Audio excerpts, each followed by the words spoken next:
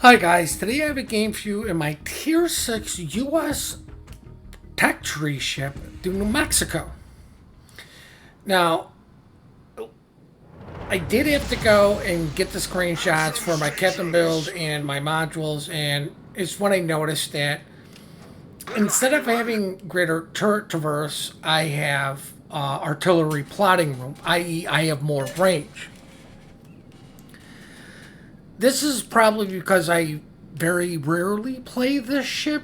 I've got an Arizona, West Virginia. Like, I don't need to play the Tech Tree version. If I need to go to Tier 6, I'll play a premium. I would probably go with Turret Traverse now just because the old Turret Traverse affected your reload. And really didn't want to mess with the reload for this. The other reason is I'm actually probably going to keep on plotting room because you can see tier 8s, and the advantage tier 8s have is range. Now, the reason I'm playing this ship is for the campaign missions. And, they're forcing people to go back. Now, I don't per se have a problem with this campaign, especially if it's here to stay. The worst case scenario is like the first few days of the campaign being out, you're going to have to put up with everybody going and seal clubbing. But if it's here to stay, it's really not an issue. Most of the seal clubbers that don't seal club are just going to move on. Now, it is a double carrier game. And I am going to a kind of by myself. I've never been a big fan of leaving a flank wide open. I do have a Furious Taco with me. The Zara looks like he's going B, but could potentially come down and help. But normally what you see on this map, especially for a double carrier game, which is what I'm thinking is, the top team goes to A and the bottom team goes to C. I don't know why. Now, I'm holding my shot to hit the French cruiser. That's who I want to hit. Oh god, I hope the mouse isn't shown on screen. But I'm aiming at the Frenchie because I want to get rid of the cruisers first, as I just get a nice citadel and a pen on him and knock out his engine. So if anybody does anything to him, i.e. puts a fire on him, they should be able to get a purifier. And that's what I was kind of hoping with the Furious Taco. But he had AP loaded. It looked like, could be wrong, but it's neither here or there. I want to get rid of the cruisers first because the cruisers are going to be the things that usually burn a battleship down. And while I am running fire prevention skills and flags to lessen the fire damage, I don't want to be on fire. I'd rather angle up against battleships and have their shots bounce. The other thing is why besides that this is one hell of a good game, put this off to the side is because all of my thinking, how I'm going to play, how I'm going to approach things, it's the same thing I'm going to do with the higher tiers. It doesn't matter what tier you learn, angling, kiting, and all that stuff. It just matters that you do eventually learn it. Ammo selection, target selection. I've got AP loaded. It's a cruiser I should easily overmatch it. There's 2 cruisers with torpedoes. The French, I believe, is 9. I could be wrong. The Mayoko is 10. Why do I need to push 2 cruisers that have torpedoes? Let them push into me. I'm going to keep distance from them, which is going to allow me to avoid their torpedoes with bare minimal movement. Just for the simple fact of, they are pushing into me. Now, I fired one, I single fired at him because I was kind of hoping the first turret would eventually kill him. And, then I could get shots in on this Mayoko because he is broadside.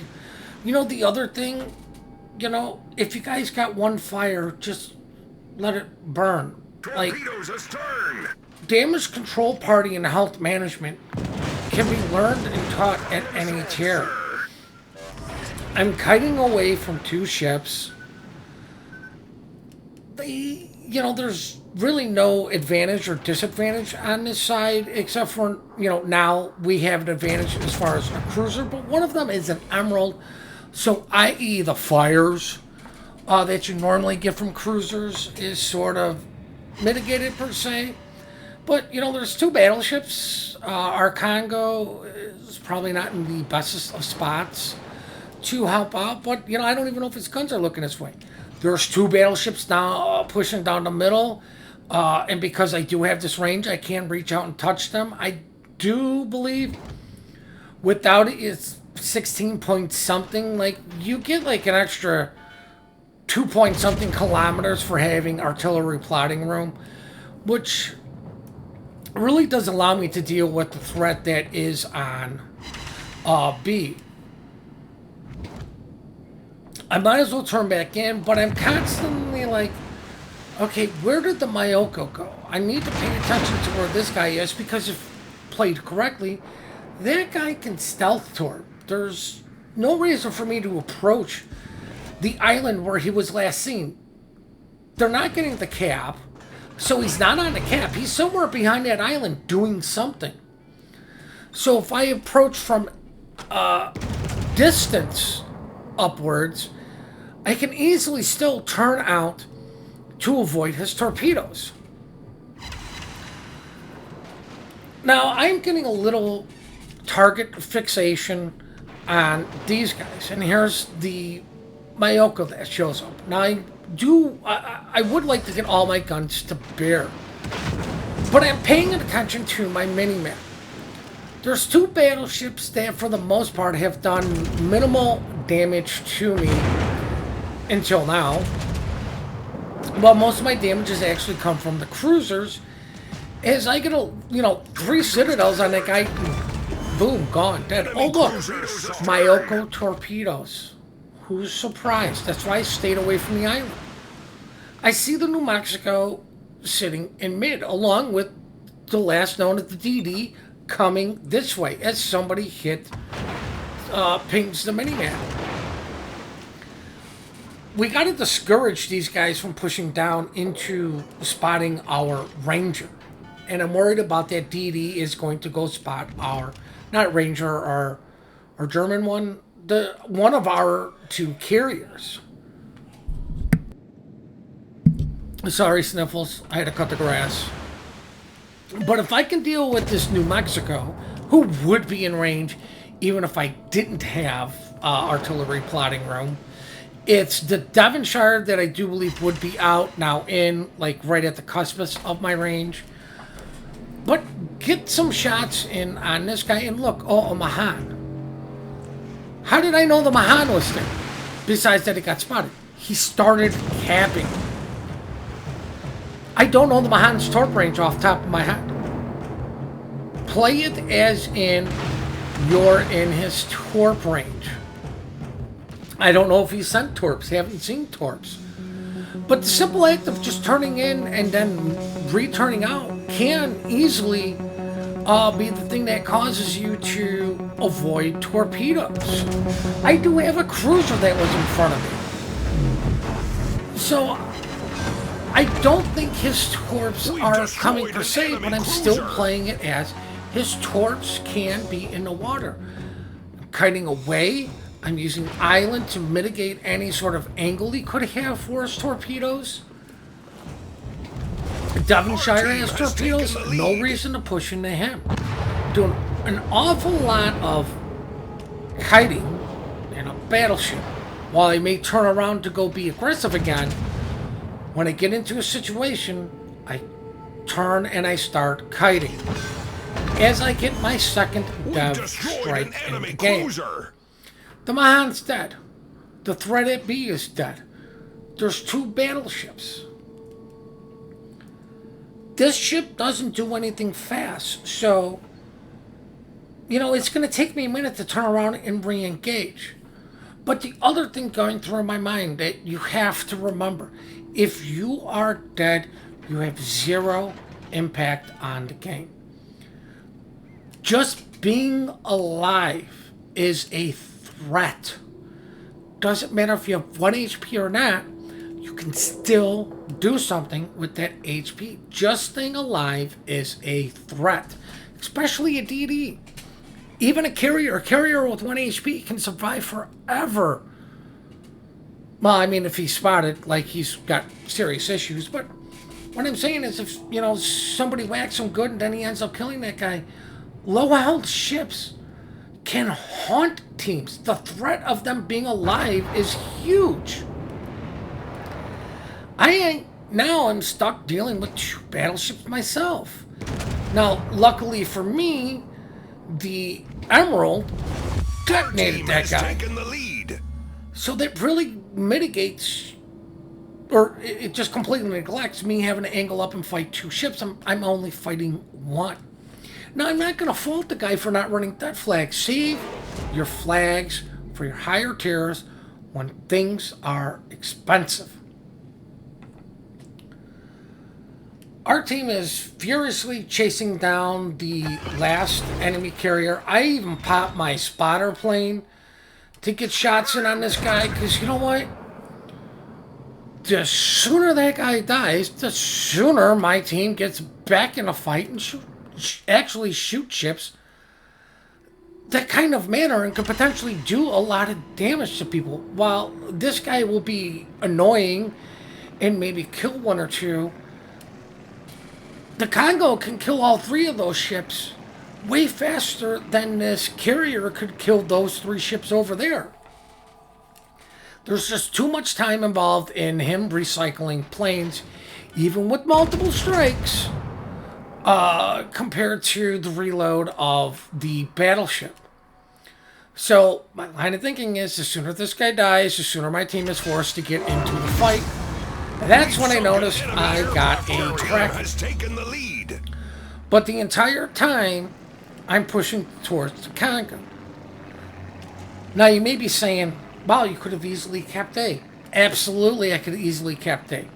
But the other thing is, right now, I'm being greedy. They have 1 cap, we have 1 cap. We're winning on points, we're winning on ships.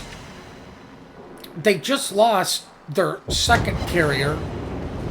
Well, their 1st carrier was down. I was paying attention to that. I'm thinking, oh, great. I want damage. I want damage. I want PR. We don't need A to win. There's 2 ships left.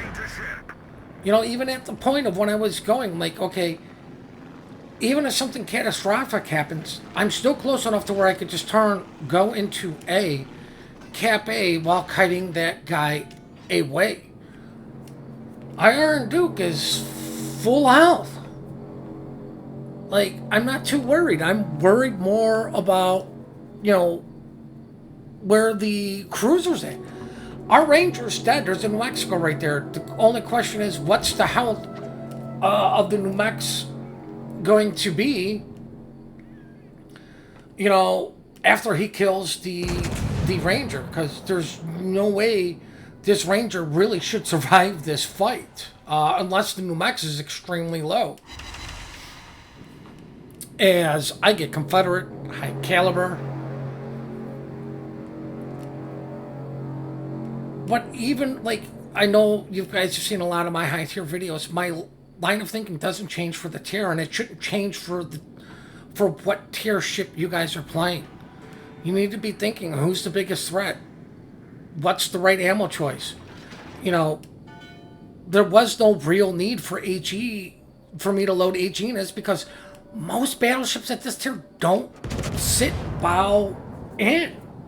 So, AP is normally the right ammo choice all the time. There goes the cruiser. A lot of cruisers cannot stand up to battleship AP at this tiers. Yes, there are some that can bounce, but a lot of your battleships are easily going to go right through it. Hell, a lot of the battleship bows are easy to overmatch at this tier. And that's the thing you got to be thinking at these low tiers. Like, this tier plays way differently than tier 8, tier 9, and tier 10. But your way of approaching things should not change. You're reading the minimap. You're understanding the movement of the battle, the flow of the battle, what's going on, who's winning, health pools. Paying attention to all that stuff doesn't change between any of the tiers. Now, of course, I would love to get shots in on New Mexico and finish them off, So I may hold my shots a little bit to get greedy, but here's the other thing. I'm going to take this first initial shot, even though I have a 33-second reload, because I can get shots in on this guy for free, i.e. he can't see me. Now, this would have been a good time for HE, but like I've always said, switching ammo type, you're 9 times out of 10 better off shooting what you have and having the other ammo type selected. Now, I'm thinking this guy's going to angle up, per se, wants to use the island. Like, I don't know what position he's going to be in, and it's usually better to have AP loaded to catch the guy off guard, like, especially if he's showing me broadside, even though New Mexico is notoriously hard to citadel. Is, these poor AP bombers really aren't going to do much to him. The Iron Duke should be shooting HE at him. I know the Omaha is. But of course, it's typical, doesn't want to show broadside to me, rather show it to another battleship who I think actually shot AP at him. But it's at this point where I'm looking like, okay, if I time this right, I can get my final shots off and actually secure the kill for kill number 7. That final kill was pure greed, unadulterated greed. You know what? The game was pretty much secure. Now, I do hope you guys enjoyed this replay. I do hope you take something away from this replay. I do hope you learned something from this replay. It doesn't matter what tier you're at. Your line of thinking, your strategy, your gameplay should be the same for the type of ship you are playing. It's just the capabilities of the ship change, and ammo selection becomes a little bit more crucial at the higher tiers than it does the lower tiers. I do appreciate all the support you guys do give me. Please remember to compliment good teamwork, good team play, where quick to report, slow to compliment. Please hit that like and subscribe button, and have yourselves one heck of a great day.